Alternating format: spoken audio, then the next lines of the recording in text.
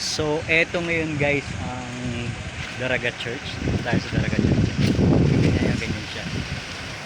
Eto yung Daraga Church. Alright. That's it. So, eto yung mayon. So, inaantay natin mawala yung ulap para makompleto siya. Dami pala tao dito.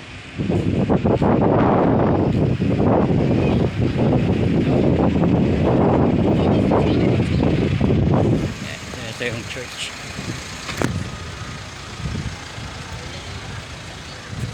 Ito yung church dito. Dami din park din.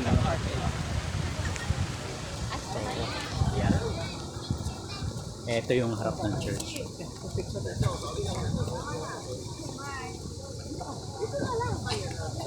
Dami nagpipicture dyan.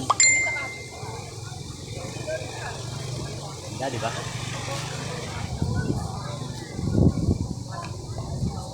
Ay ma'am, kaway naman ma'am.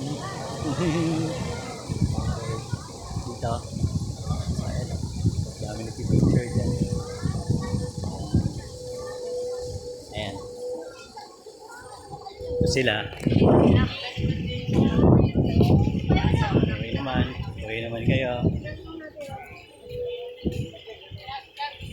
Kaway naman. Yan.